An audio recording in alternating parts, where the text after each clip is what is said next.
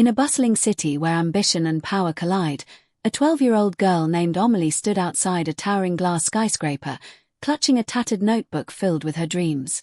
She had no idea that her simple words, scribbled in a moment of courage, would bring a hardened CEO to tears and change the course of both their lives forever. Amelie was no ordinary child. At just 12, she carried a quiet strength, shaped by a life that had tested her far beyond her years. She lived in a modest apartment on the edge of Paris with her mother, Claire, a seamstress who worked late into the night to make ends meet. Amelie's father had left when she was a toddler, and though Claire never spoke of him, the absence lingered like a shadow.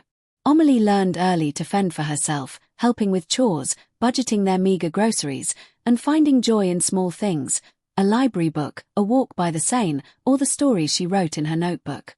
That notebook was her sanctuary, where she poured her thoughts, her hopes, and her questions about a world that often seemed unfair. On the other side of the city, in a sleek office atop the skyscraper, sat Elise Dubois, the CEO of Lumiere Enterprises, a multinational corporation known for its cutting-edge technology. At 42, Elise was a titan of industry, her name synonymous with success. She had climbed the ranks through sheer determination, outsmarting competitors and silencing doubters. Her days were a blur of board meetings, stock reports, and high-stakes decisions. But beneath her polished exterior, Elise was unraveling. The pressure of running a billion-euro company, coupled with a recent scandal involving a faulty product launch, had left her sleepless and isolated. Her marriage was crumbling, her teenage son barely spoke to her, and the media painted her as a cold, ruthless leader. Elise felt trapped in a life she no longer recognized. Amelie's and Elise's worlds collided on a crisp autumn afternoon. Amelie's school had organized a career day, inviting local business leaders to speak to students. Lumiere Enterprises was a sponsor, and Elise, despite her packed schedule, agreed to attend, hoping to repair her public image. Amelie's class was among those invited to the company's headquarters for a tour and a Q&A session with the CEO herself. Amelie, always curious, had spent the previous night researching Elise. She read about the company's innovations but also the recent controversy, a line of medical devices that had malfunctioned, costing the company millions and endangering lives. The articles were harsh, calling Elise heartless, a corporate machine who prioritized profit over people. Amelie didn't fully understand the details, but something about the story stirred her. She saw a woman who, like her mother, seemed to carry the weight of the world alone. At the event, Amelie sat in the front row, her notebook clutched tightly. The auditorium was filled with students, teachers, and Lumiere employees. Elise took the stage, her presence commanding.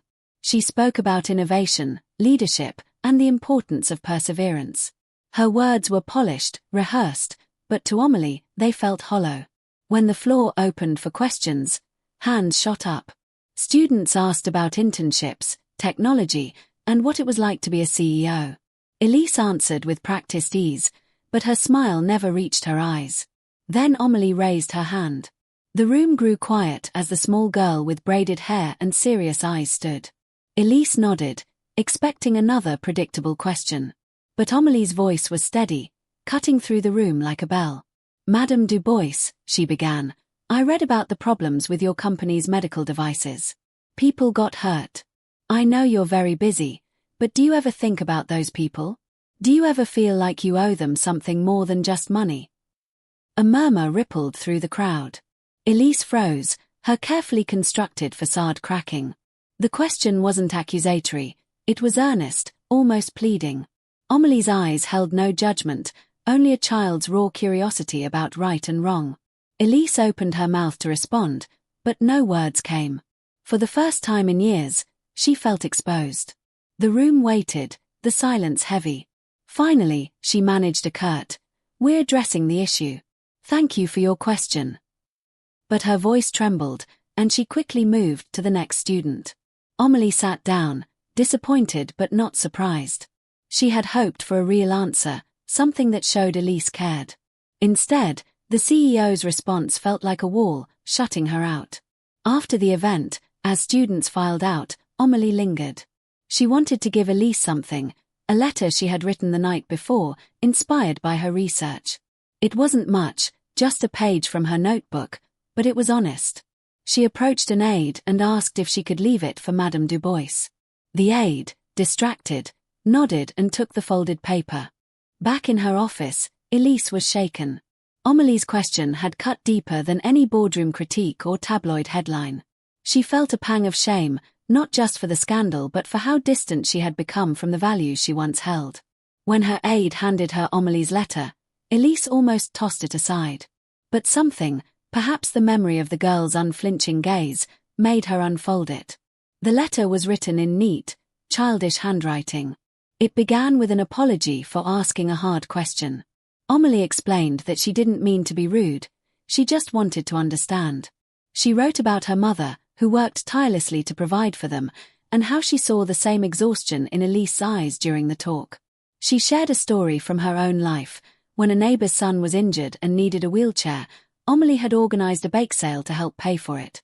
It wasn't much, she admitted, but it made her feel like she could make a difference. She ended the letter with a simple suggestion. Maybe if you talk to the people who got hurt, not just with money but with your heart, they'll know you're sorry. Sometimes people just want to know you care. Elise read the letter twice, her hands trembling. By the third read, tears streamed down her face. She hadn't cried in years, not when her company went public, not when her husband moved out, not even when the scandal broke. But Amelie's words, so simple and unguarded, pierced through her defenses. The girl saw her not as a CEO, not as a failure, but as a person. And that recognition, coupled with the child's belief that a single act of kindness could matter, unraveled something in Elise. The next day, Elise called her assistant and asked for Amelie's contact information.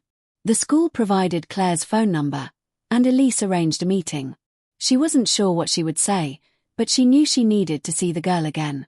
On a quiet Saturday morning, Elise drove to Amelie's apartment, a stark contrast to her own penthouse.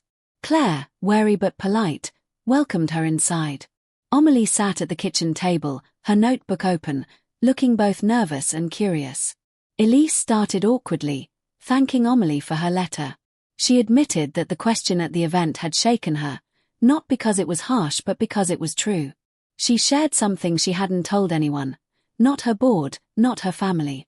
The scandal had haunted her, not just professionally but personally. She had pushed for the product's release against her team's warnings, driven by pressure to outpace competitors. When it failed, she hid behind lawyers and PR statements, afraid to face the human cost. Amelie listened, her eyes wide but kind, absorbing every word. Then Amelie spoke. She told Elise about the bake sale again, how it wasn't just about the money but about showing the neighbor's family they weren't alone. She suggested Elise meet the people affected by the devices, not to defend herself but to listen. "You're important," Amelie said, "so if you say sorry, it means something. It's like when my mom says she loves me, it makes everything feel okay." Elise left the apartment changed. Over the next weeks, she took Amelie's advice. She reached out to the families impacted by the faulty devices, not through intermediaries but directly. She met with them, listened to their stories, and apologized, not with corporate jargon but with sincerity. Some were angry, others forgiving, but all appreciated her effort. Lumiere Enterprises launched a compensation fund, not just for legal settlements but for ongoing support, medical care, counseling, anything the families needed. Elise personally oversaw it, ensuring it wasn't just a publicity stunt. The media noticed. Headlines shifted from Heartless CEO to Lumiere's redemption. But for Elise, the real change was internal. She started calling her son every evening, rebuilding their bond. She took weekends off, something she hadn't done in years, and even invited Claire and Amelie to her home for dinner. The two women, so different yet so alike in their resilience, became unlikely friends. Amelie's notebook, once a private refuge, became a source of inspiration for Elise, who kept the letter on her desk as a reminder of what mattered. Amelie, too, was changed. Her encounter with Elise gave her confidence that her voice, however small, could make a difference. She started a writing club at school, encouraging other kids to share their stories. Her mother noticed a new spark in her, a belief that the world could be kinder if people tried. Amelie never stopped writing in her notebook, but now she wrote with a purpose, not just to dream, but to act.